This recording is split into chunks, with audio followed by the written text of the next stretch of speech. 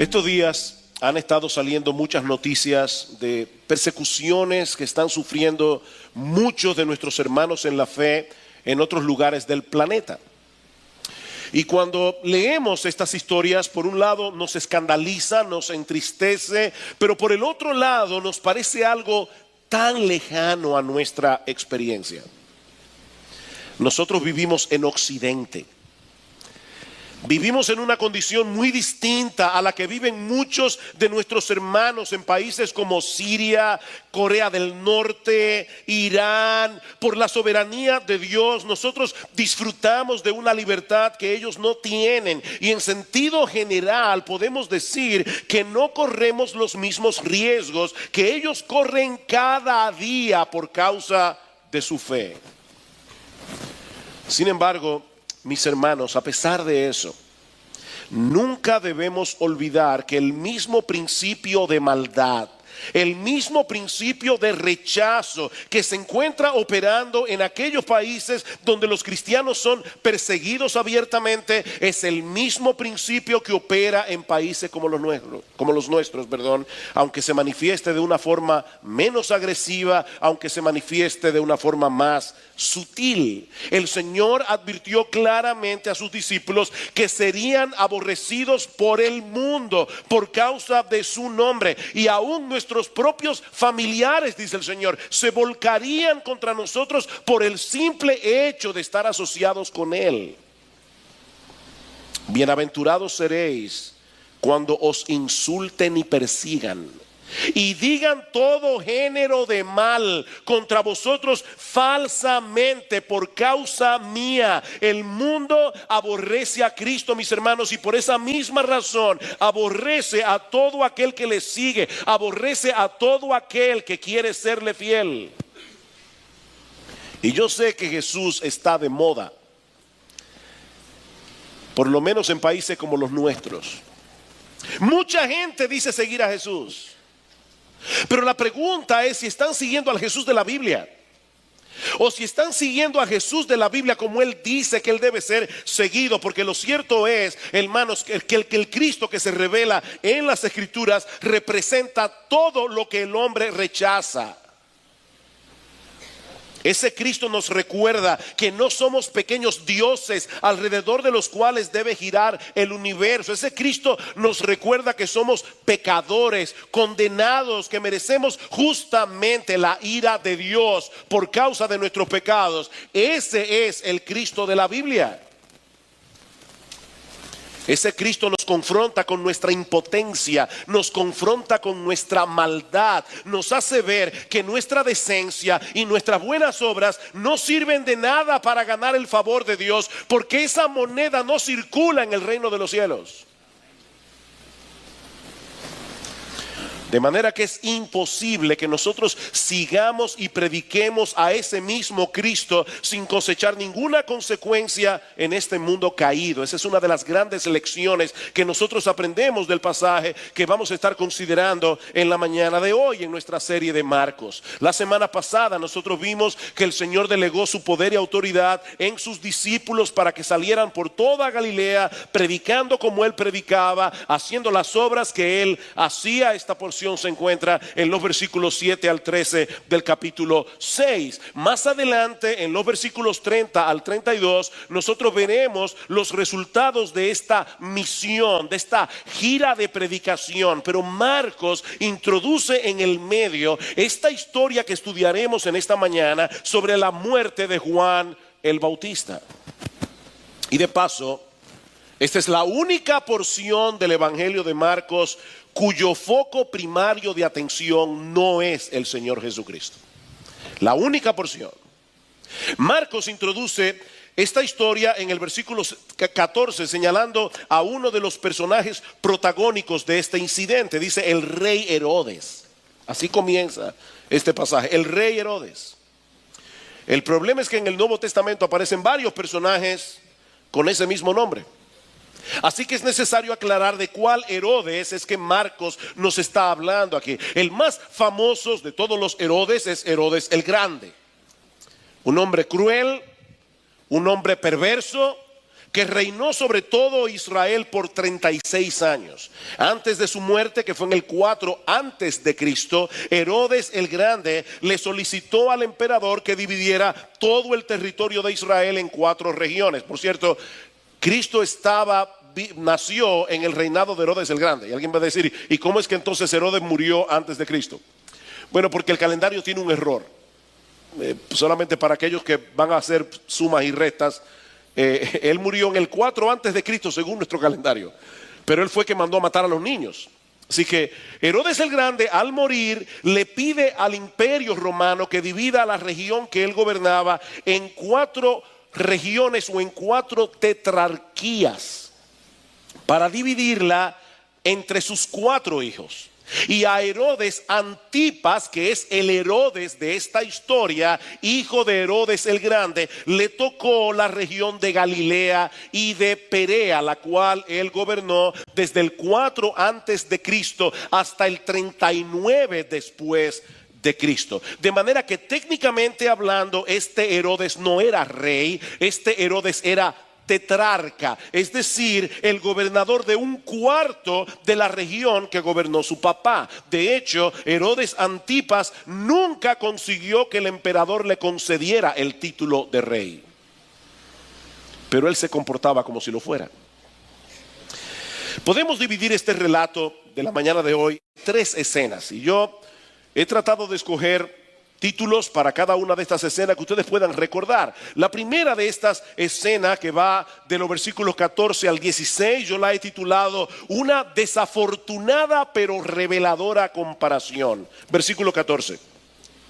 El rey Herodes se enteró de esto. ¿De qué? De lo que los apóstoles estaban haciendo. Pues el nombre de Jesús se había hecho célebre y la gente decía, Juan el Bautista ha resucitado de entre los muertos. Por eso es que estos poderes milagrosos actúan en él. Pero otros decían, no, es Elías. Y otros decían, es un profeta como uno de los profetas antiguos. ¿Notaron, hermanos, algo interesante en este pasaje? El nombre que se había hecho célebre no era el de los apóstoles.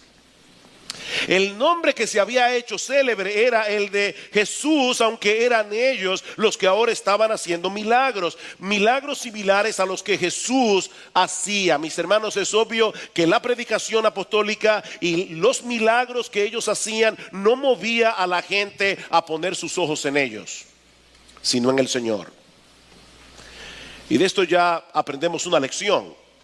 Hermanos, algo no anda bien en un ministerio cuando se comienza a exaltar la figura de un predicador. Yo quiero repetir eso otra vez. Hermanos, cuando en un ministerio se comienza a exaltar la figura de un predicador, algo no anda bien. Porque el único que debe ser exaltado en su iglesia es nuestro Señor y Salvador Jesucristo. Es a Él a quien nosotros debemos proclamar. Es hacia Él a quien nosotros debemos guiar a la gente para que pongan su confianza en Él, no en nosotros. ¿Recuerdan ustedes cuando el apóstol Pedro sanó a un cojo de nacimiento en el templo de Salomón en Hechos capítulo 3? Dice que cuando todo el pueblo se agolpó a la puerta del templo lleno de asombro, Pedro aprovechó para decirles, varones israelitas, ¿por qué os maravilláis de esto? ¿O por qué nos miráis así, como si por nuestro poder o piedad hubiéramos hecho andar a este? En otras palabras, Pedro no quería que la gente lo viera a él como alguien especial. Fue por la fe que viene de Jesús que este hombre hoy está en perfecta sanidad, le dice Pedro al pueblo más adelante. Así que lo que sucedió con los apóstoles en esta primera gira de predicación por toda Galilea fue una explosión de poder. Era algo que no podía pasar desapercibido. Los milagros que Jesús había estado haciendo durante su ministerio ahora se estaban multiplicando por 12. Por toda la región de Galilea era demasiado evidente que algo extraordinario estaba sucediendo allí. Pero en vez de reconocer que Jesús era el Mesías, esta gente comenzó a hacer las especulaciones más ridículas y más absurdas acerca de él. Algunos decían, Juan el Bautista ha resucitado de los muertos y por eso operan en él estos poderes. Ahora, hermanos, Juan nunca hizo ningún milagro. Nunca. Pero obviamente esta gente razonaba que si alguien podía volver de ultratumba, seguramente era capaz de hacer cualquier cosa. Otros decían, tiene que ser Elías. ¿Y por qué de manera particular Elías?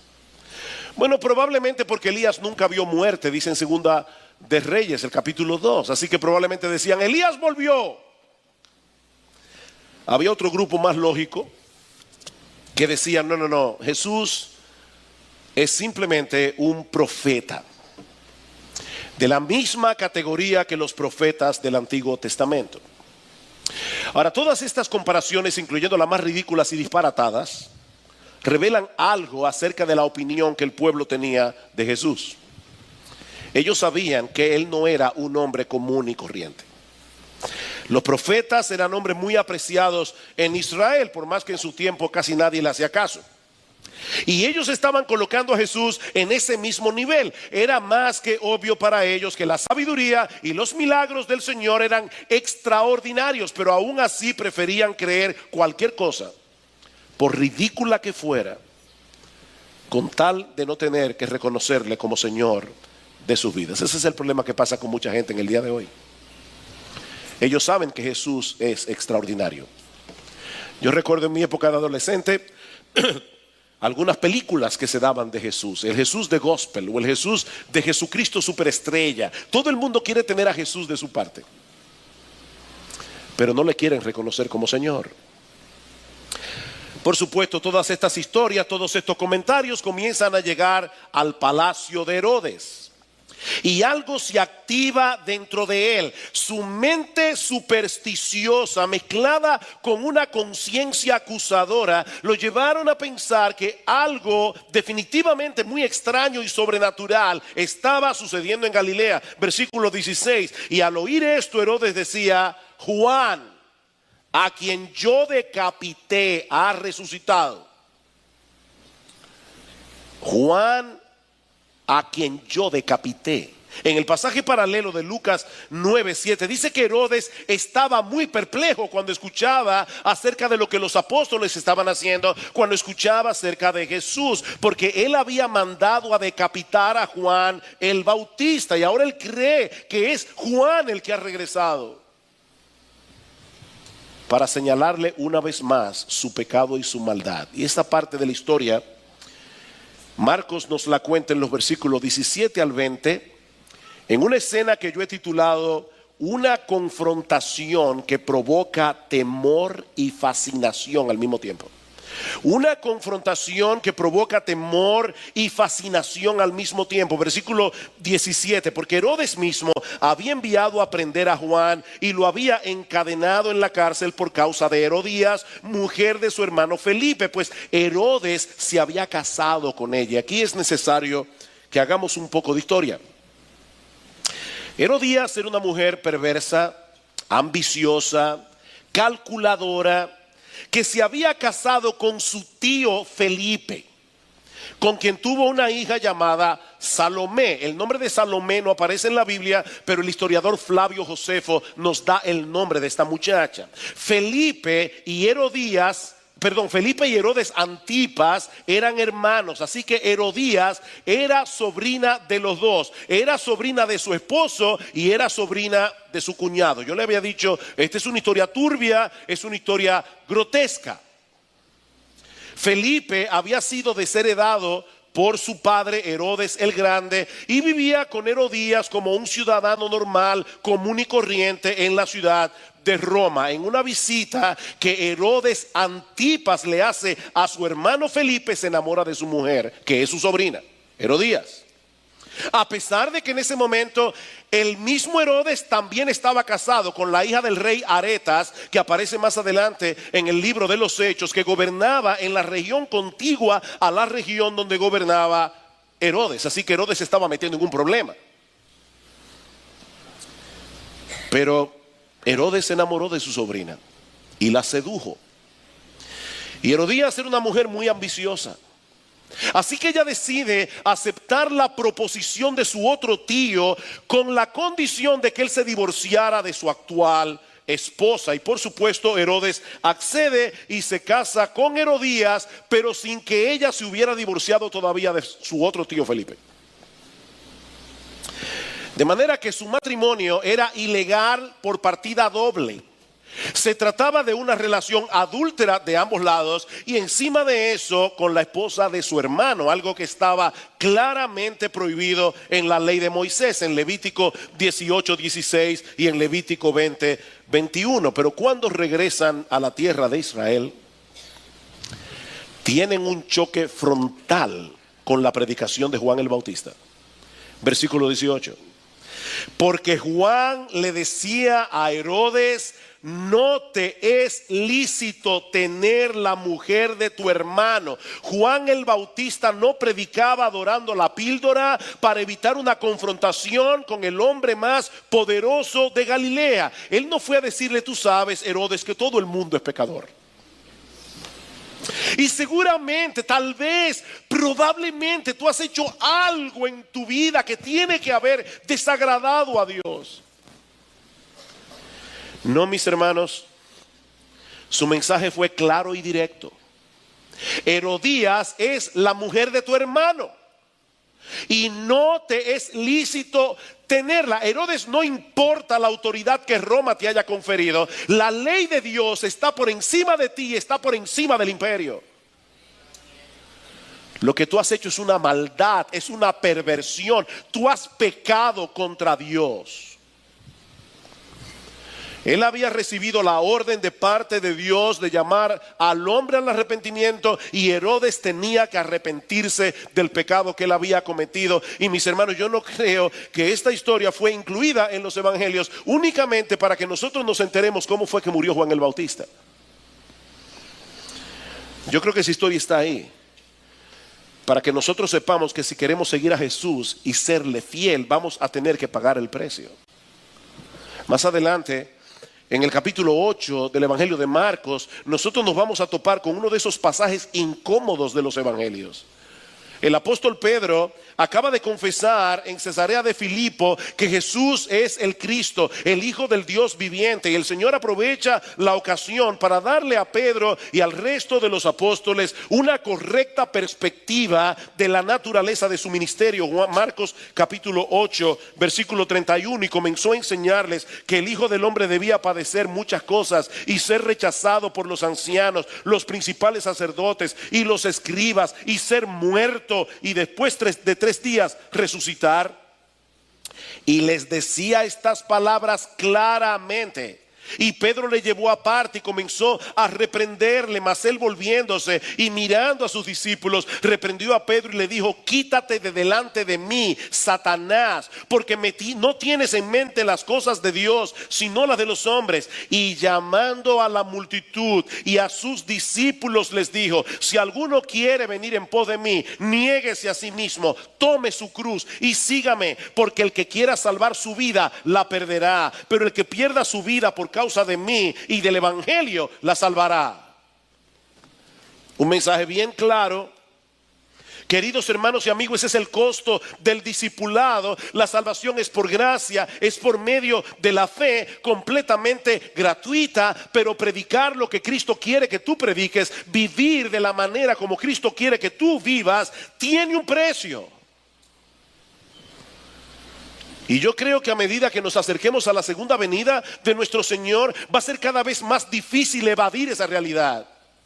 Estamos en un mundo caído, estamos en un mundo que aborrece a Dios, estamos en un mundo de maldad. Y yo te pregunto, a ti que profesas ser cristiano, ¿hasta qué punto estás dispuesto a ser coherente con tu profesión de fe? ¿Hasta qué punto estás dispuesto a que tus amigos se alejen de ti por causa de tu fidelidad a Cristo? Porque tú no celebras los chistecitos que ellos hacen, porque tú no corres con ellos en el mismo desenfreno de disolución. ¿Hasta qué punto, mi amado hermano, mi amada hermana, tú estás dispuesto o dispuesta a que te boten del trabajo porque tu jefe sabe que hay cosas que tú nunca vas a hacer por causa de tu fidelidad a Cristo? ¿Hasta qué punto, hermanos, estamos dispuestos a pagar el precio precio. Yo no estoy hablando aquí de irse al campo misionero. Yo no estoy hablando de irse a un país islámico. Yo estoy hablando de ser fiel a Jesucristo en República Dominicana.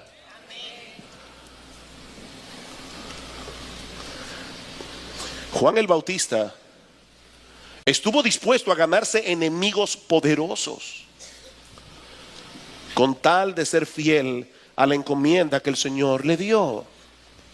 Y quiero aclarar que eso no es cristianismo radical. Eso es mero cristianismo. Eso no es cristianismo radical. Eso es lo que se supone que todo verdadero creyente está llamado a hacer por causa de su Señor y Salvador. Juan provocó la ira de Herodes por su predicación. Pero en cierto modo, ese fue el menor de sus problemas. Versículo 19. Marcos capítulo 6, versículo 19. Y Herodías, la esposa, le tenía rencor y deseaba matarlo. Pero no podía porque Herodes temía a Juan, sabiendo que era un hombre justo y santo, y lo mantenía protegido. Y cuando le oía se quedaba muy perplejo, pero le gustaba escucharlo. Obviamente, la acusación de Juan contra Herodes alcanzaba también la reputación de Herodías y la dejaba muy mal parada. Tan culpable era el uno como la otra por la perversión que había sido cometida. Pero ambos reaccionaron de manera diferente a la predicación de Juan. Alguien decía: desatar la ira de una mujer es peor que el infierno.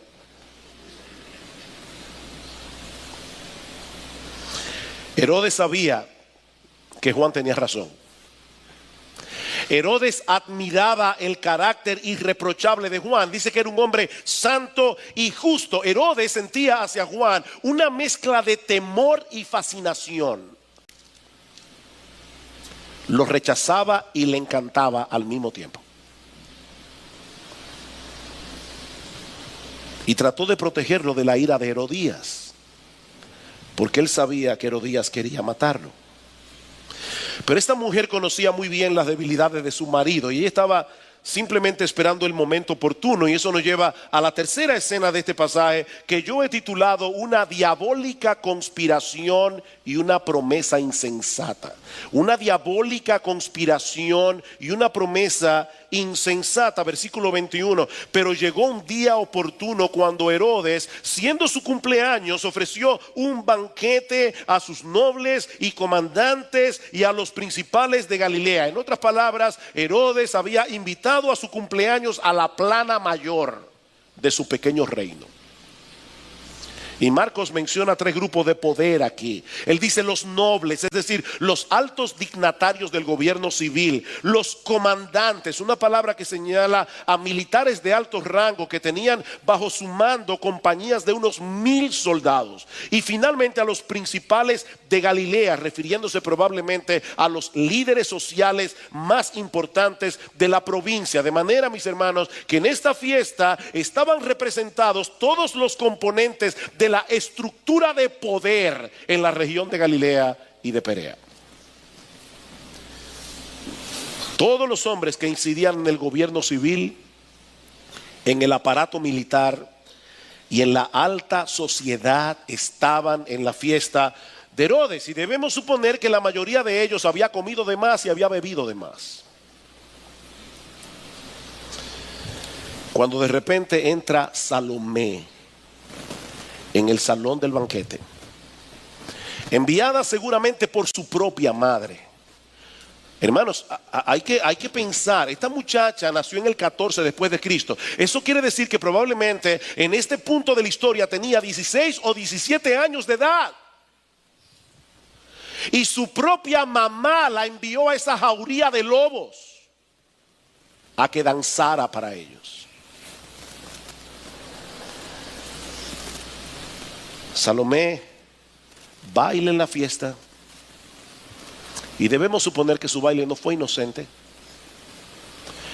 Debemos suponer que estamos hablando aquí de un baile sumamente sensual, Un baile que despertó la pasión pecaminosa de todos los hombres que estaban allí esa noche, especialmente de Herodes. Al punto que le promete a su hijastra darle todo lo que ella quiera, hasta la mitad de mi reino.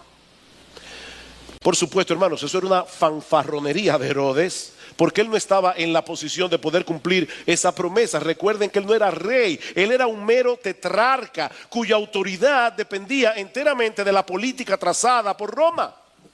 Pero en ese momento de locura, él empeña su palabra delante de toda esa gente importante, y Herodías aprovecha la oportunidad. Versículo 24, y ella salió y dijo a su madre: ¿qué pediré? Y la idea de la pregunta es: mami, ¿qué pido para mí? Porque el verbo puede traducirse de esta manera: mami, dime qué pido para mí.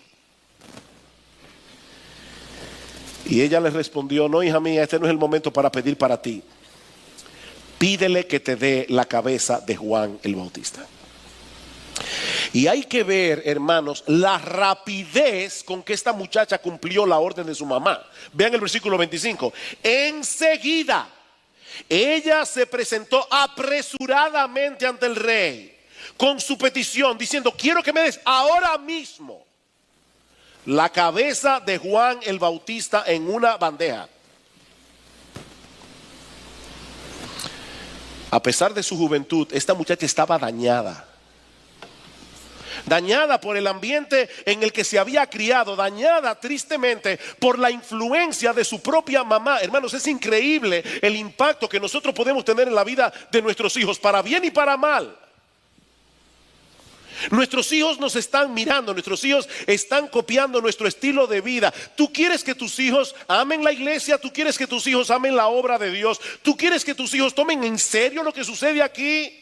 ¿Qué están viendo ellos en ti? ¿Amas tú la iglesia? Es obvio para tus hijos que la iglesia es lo más importante en tu vida, el avance del reino de Dios, la predicación del evangelio. Tus hijos te están mirando. Tus hijos te están copiando. Salomé era una copia en miniatura de la perversidad de su mamá.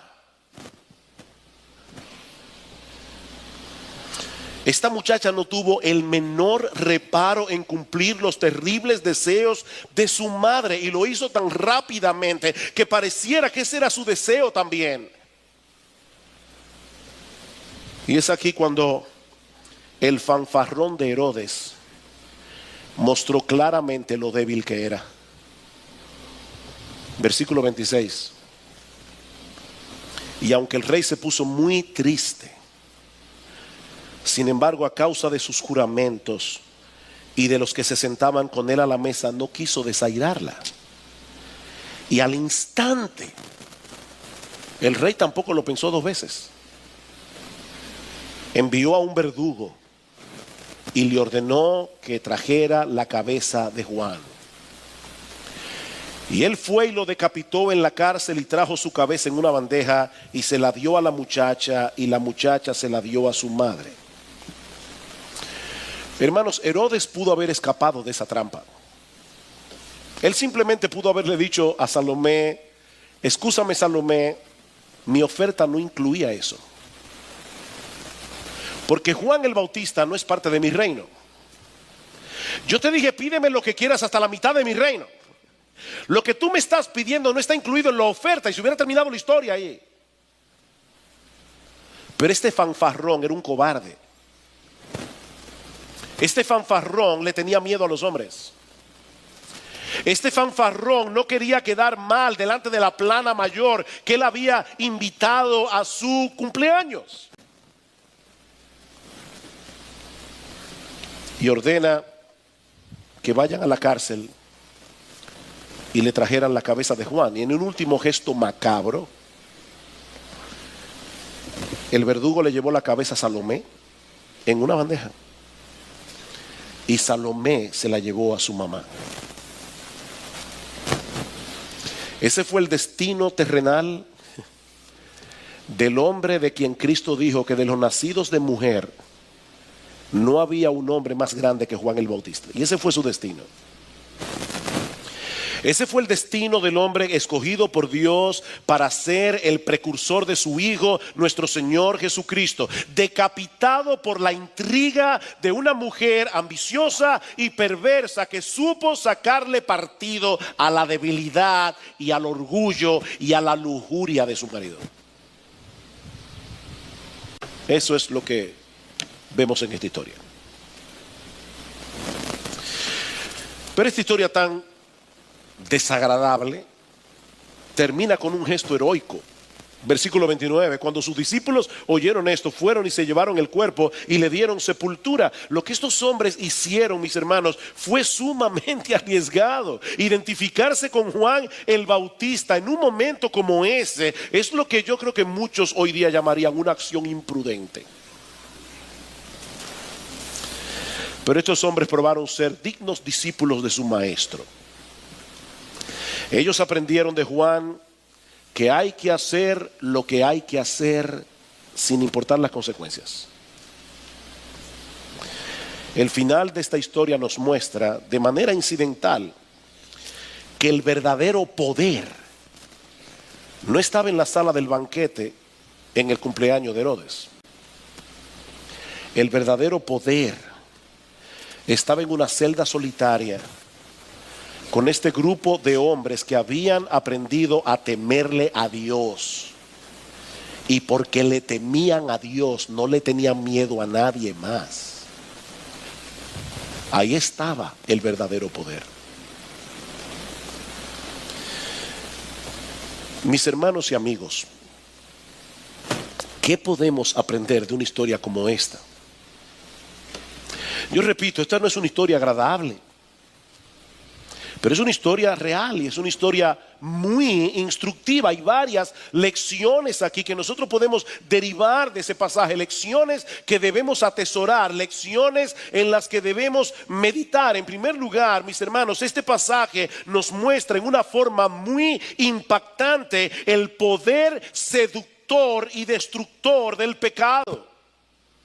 Cuando observamos detenidamente las vidas de Herodes, de Herodías y aún de Salomé, lo que encontramos es un grupo de personas que se fueron hundiendo cada vez más y más en un abismo de pecado que destruyó sus vidas, un abismo de pecados que los convirtió a ellos mismos en instrumentos de destrucción. Alguien ha dicho, el pecado nunca te lleva por buen camino. El pecado nunca produce nada bueno, siempre es destructivo, siempre oscurece el entendimiento, siempre es peligroso. Mis hermanos, el pecado no es un juego, aunque algunos están jugando con el pecado. El pecado no está jugando contigo. Amigo que estás aquí en esta mañana, no te engañes a ti mismo. Si algo es contrario a la ley moral de Dios revelada en su palabra, por inocente que eso pueda parecer, es en realidad un veneno mortal y tratará de destruir tu vida de la forma más sutil posible para desbaratar en ti todo vestigio de la imagen de Dios. El pecado es destructivo.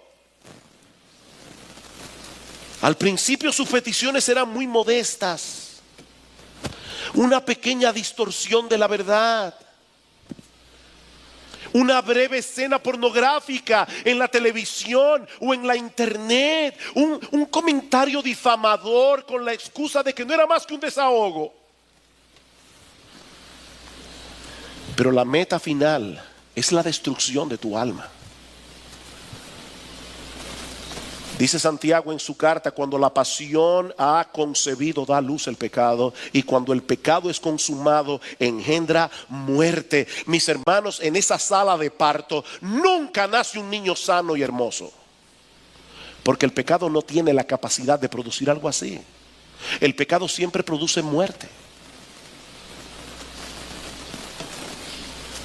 La petición de Salomé fue tan extraviada que era para que Herodes reaccionara, era para despertar la conciencia de este hombre y hacerle ver lo que el pecado le estaba haciendo a su familia. Este hombre estaba fascinado y aterrado al mismo tiempo por la persona de Juan el Bautista. Algo estaba ocurriendo dentro de él cuando él escuchaba su predicación, pero la maraña del pecado había enredado tanto su corazón que él no reaccionó como debía, y en ese momento crucial de su vida él selló para siempre la condenación de su alma. Quiere el Señor que algunos aquí hoy reaccionen cuando todavía tienen tiempo de escapar. Por otra parte, esta historia nos recuerda que el evangelio siempre será ofensivo al hombre natural. Siempre. Como bien señala Paul Tripp, el evangelio te lleva a pensar cosas sobre ti que tú no vas a querer pensar acerca de ti mismo.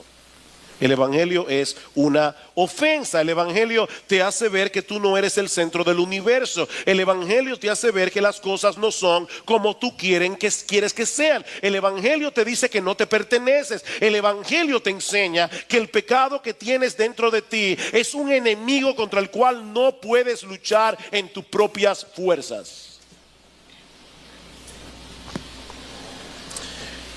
Y no piensen ni por un momento que los creyentes están exentos de reaccionar mal a la ofensa del evangelio. En estos días escuchaba a alguien hacer esta pregunta: ¿cómo tú sueles reaccionar cuando alguien te amonesta? Cuando alguien se acerca a ti a mostrarte un pecado en tu vida, ¿cómo tú reaccionas? ¿Acaso te acercas a esa persona con una profunda gratitud de corazón por querer ayudarte a ser cada vez más parecido a Cristo?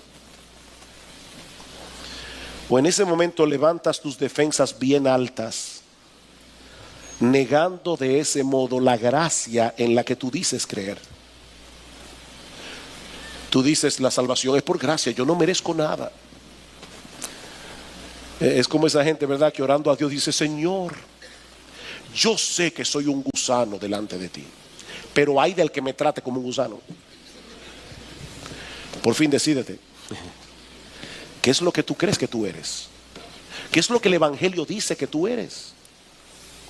¿Eres tú de los que cuando predican el evangelio a los inconversos les citas Isaías capítulo 64 versículo 6, donde dice que todas nuestras justicias son como un trapo de inmundicia delante de Dios, que no nos hacen merecedores del favor de Dios, pero al mismo tiempo te molestas profundamente cuando los demás no parecen notar lo valioso que tú eres? Por fin, ¿trapo de inmundicia o qué?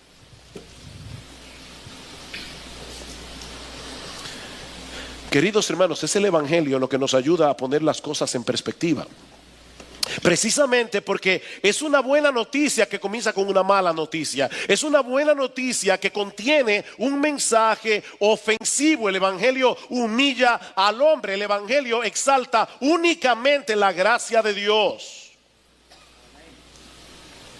Y precisamente por eso necesitamos de ese evangelio cada día con la misma necesidad que teníamos el día que nos convertimos. Tú necesitas predicarte el evangelio todos los días y recordarte lo que el evangelio dice de ti, por ofensivo que sea.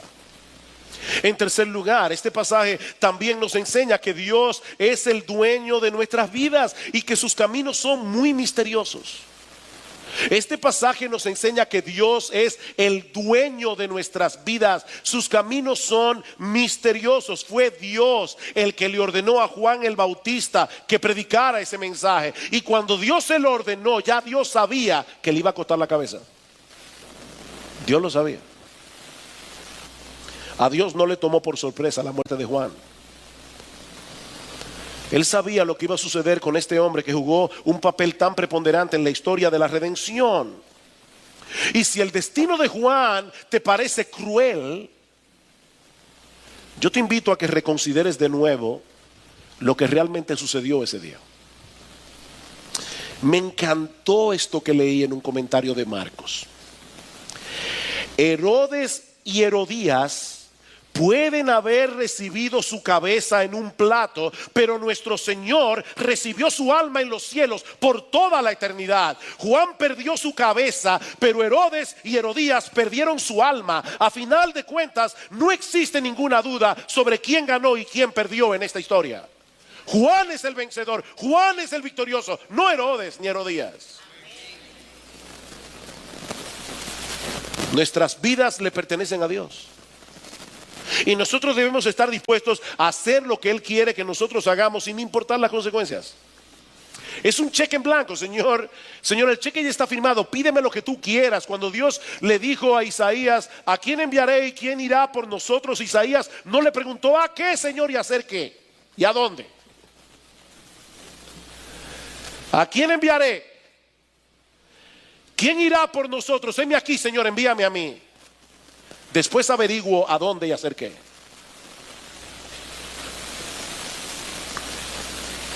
Dios es infinitamente más sabio que nosotros. Y todo lo que Él hace es lo mejor, aunque nosotros no lo entendamos.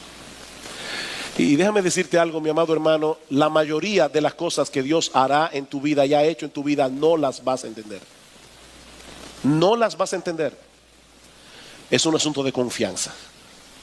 Él es bueno, Él es sabio y Él está guiando tu vida para lo mejor, aunque tú no lo entiendas. También aprendemos de esta historia que nada ni nadie puede detener el avance del reino de Dios. Nada ni nadie puede detener el avance del reino de Dios. Cuando Gloria y yo estábamos en Bolivia, un hermano predicó acerca del poder del evangelio y las misiones. Y una de las cosas que este hombre decía es que cada vez que persiguen a la iglesia y matan a un misionero en el campo misionero, es como si tocaran un átomo, se desata un poder atómico increíble. Juan el Bautista murió martirizado. Todos los apóstoles del Señor murieron martirizados, con la excepción del apóstol Juan. Pero la iglesia continúa predicando el evangelio en el siglo XXI y continuará predicando ese evangelio hasta que el Señor Jesucristo regrese en gloria, porque Él prometió que las puertas del Hades no prevalecerían contra su iglesia. Aquí estamos todavía. Los Herodes y las Herodías de este mundo vendrán y pasarán a lo largo de toda la historia, pero Dios seguirá levantando hombres y mujeres débiles como tú y como yo, fortalecidos por su bendita gracia, que sabrán ponerle resistencia a los Herodes y a las Herodías de este mundo. Y si no lo hacemos tú y yo, Él buscará quien lo haga. Pero nosotros habremos perdido el privilegio. Si no lo hacemos tú y yo, Él buscará quien lo haga. Pero tú y yo habremos perdido un gran privilegio. Que el Señor siga levantando hombres y mujeres como Juan el Bautista y como los discípulos de Juan. Hombres que estén dispuestos a hacer lo que hay que hacer. No importa el precio, no importa las consecuencias. Este pasaje finalmente también es un presagio de la muerte del Señor Jesucristo en la cruz del Calvario. Recuerden que Juan el Bautista era el precursor de Jesús. Y lo que provocó la muerte de Juan se encuentra íntimamente relacionado con lo que motivó la muerte de Jesús, la realidad del pecado. Cristo vino al mundo para librar a los suyos de la condenación y el poder del pecado en esta vida, y para librarnos también de la presencia del pecado en la vida venidera. Él vino a morir en una cruz para pagar la deuda de todos aquellos a quienes Él vino a salvar por medio del arrepentimiento y de la fe. Mi amigo, Dios puso una conciencia en el hombre con el único propósito de hacerte ver tu pecado, con el único propósito de llevarte al arrepentimiento. Cuando el hombre decide no prestar atención a la voz de su conciencia, como hizo Herodes, llegará a un punto tal de dureza que ya no habrá forma de despertarlo para que pueda ser salvo. Tú sabes que tú eres pecador. Tú sabes lo que tú piensas cuando estás solo en tu casa. Cuando no tienes nadie a tu alrededor que te distraiga, tú sabes lo que hay en tu corazón. Tú sabes lo que tú has hecho. Tú sabes que has violado la ley de Dios muchísimas veces a lo largo de tu vida. Tú lo sabes. Pero el Evangelio te anuncia la buena noticia de que Dios ha provisto un remedio para tu mal a través de la muerte de su propio Hijo. Mi amigo, no te vayas de este lugar con la ira de Dios sobre ti.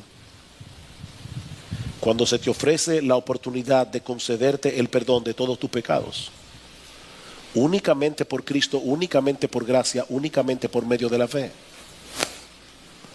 Herodes, Herodías, Salomé están en el infierno ahora, recordando por toda la eternidad que ellos conocieron a un siervo de Dios. Recordando por toda la eternidad que ellos tuvieron el chance de arrepentirse, pero ya no pueden hacerlo. Tú todavía estás a tiempo. Tú todavía estás a tiempo. Ven a Cristo en arrepentimiento y fe, confiando únicamente en Él para el perdón de tus pecados, y el perdón de todos tus pecados te será concedido.